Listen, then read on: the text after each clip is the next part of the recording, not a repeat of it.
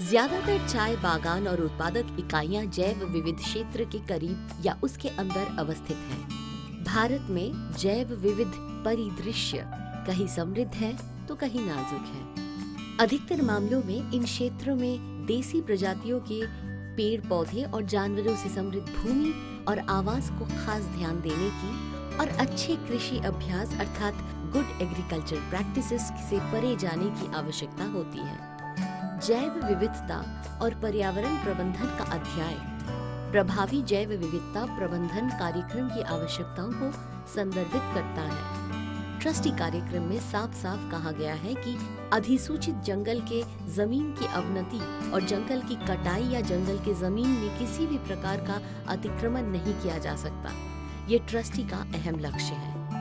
Trustee कार्यक्रम के अंतर्गत सभी स्मॉल टी ग्रोअर्स यानी छोटे चाय बागानों के कर्मचारियों को पर्यावरण सुरक्षा और रोजी रोटी पर औपचारिक प्रशिक्षण देना ट्रस्टी अपनी जिम्मेदारी समझते हैं और ऐसा करते भी हैं। ट्रस्टी सभी कर्मचारियों और चाय बागान में काम करने वाले किसानों को हर तरह से सहायता करते हैं और प्रशिक्षण देने में संकल्पित हैं। इसीलिए छोटे चाय बागान के ये किसान अब जंगल को पशु पक्षियों को सुरक्षित रखने में और पर्यावरण के वास्तुतंत्र को कायम रखने में काफी हद तक सफल हुए हैं। छोटे चाय उत्पादकों या स्मॉल टी ग्रोअर्स को उस इलाके के पारिस्थितिकी तंत्र को पहचानने की कड़ी आवश्यकता है और उस पारिस्थितिकी तंत्र को जारी रखते हुए हानिकारक जंगली जानवरों से बचने के बेहतर उपाय अपनाना होगा।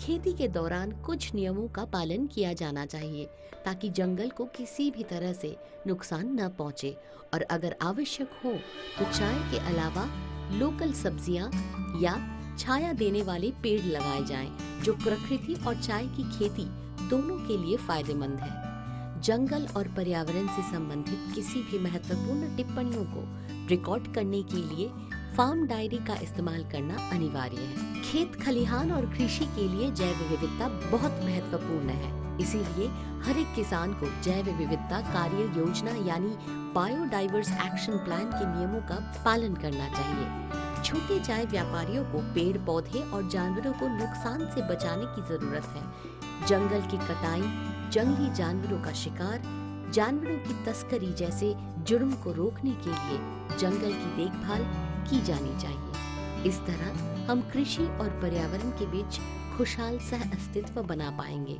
ये संगत चाय की खेती की स्थिरता को लंबे अरसे तक मजबूत रखता है।